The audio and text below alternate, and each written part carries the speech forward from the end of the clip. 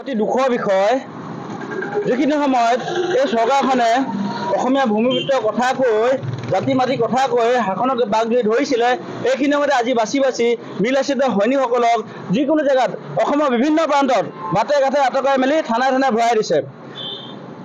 আমাৰ দুলীয়াজানত যোনটো অৱস্থিত তেল ডিপু অভিযুক্ত তেল ডিপু বুলি কৈছোঁ, অভিযুক্ত তেল ডিপু যিখিনি কৰ্মকাণ্ড আগন্তুক দিনত চলি আছিলে সেইখিনি অসমৰ ৰাইজে এতিয়ালৈ গম পায়। আজি আমি দুলীয়াজানত 24 ঘণ্টা আজি বন্ধ ঘোষণা কৰা হৈছিলে। 11টা সংগঠনৰ লগতে বিল আচিন্ন আছিলে। সেই সময়ত কেৱল মাত্ৰ বিল আচিন্ন সৈনিকক বাছি বাছি বাটে ঘাটে আটকাই দিলে অতি দুৰ্ভাগ্যৰ বিষয়। এই অসমীয়া জাতিৰ কাৰণে অতি অক্ষণীয় সংকেত।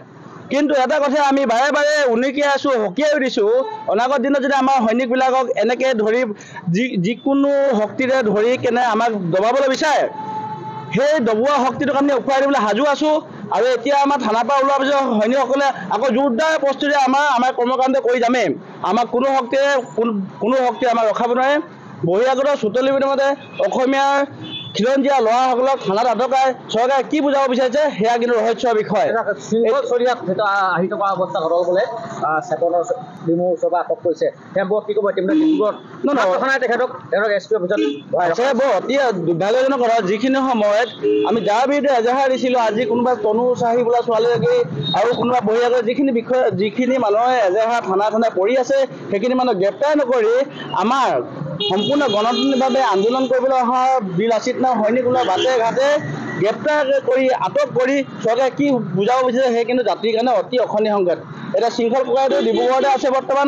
আমাৰ বহুত সংখ্যক তেওঁলোক লখিমপুৰৰ পৰা আহিছে, ধেমাজিৰ পৰা আহিছে, ডিব্ৰুগড়ৰ প্ৰায়খিনি সৈনিকক য'তে ত'তে আটকাই মেলি এনেকৈ থানাই থানাই ৰাখিছে। এতিয়া আমি বৰ্তমান আছোঁ ডিব্ৰুগড় নালিয়াবলৈ অৱস্থিত গাবৌবাটা আউটপোষ্টত। তাতো আমাৰ বহুত সংখ্যক সৈনিক এতিয়াও ভিতৰত বহি আছে। আমিও আছিলোঁ, যদিও অতি দুৰ্ভাগ্যৰ বিষয়, মানে জাতিৰ কাৰণে অতি দুখৰ বিষয়। ইয়াতকৈ আৰু লজ্জাজনক কথা নাই এইখন চৰকাৰৰ বিষয়ে যে অসমীয়া ল'ৰাখিনিক ধৰি আটকাই থানাই থানাই ভৰাই থৈছে। শৃংখল চলি অহাতে কোনো কেন্দ্ৰীয় নেতৃত্বক আপোনালোকে বৰ্তমানলৈকে আটক কৰিছে? এতিয়া হ'ল কি এই হিচাপটো দিবলৈ ভুল হ'ব। আমাৰ যিকোনো প্ৰান্তত কেন্দ্ৰীয় নেতৃত্ব তেখেতৰ সৈতে কাক লৈ অহা হৈছে? আমাৰ হৰকুমাৰ আছিলে, তেখেতো বেলেগকৈ আছে। বৰ্তমান শিক্ষকগৰাকী এছ পি অফিচত আছে ডিব্ৰুগড়। আমাৰ ভালেকেইজন সৈনিক এইখন পষ্টিত আছে। এনেকৈ গৈ ভালে সংখ্যক এইফালে তিনিচুকীয়াতো ধৰিছে, দুইজান ধৰিছে, মৰাণত ধৰিছে। মানে আমাৰ প্ৰতিখন জিলাতে আমাৰ সৈনিকক আটক কৰা এটা ষড়যন্ত্ৰ ৰচনা কৰিছে, যাতে আমাৰ সৈনিকে আমাৰ প্ৰতিবাদটো আমি কৰিব নোৱাৰোঁ।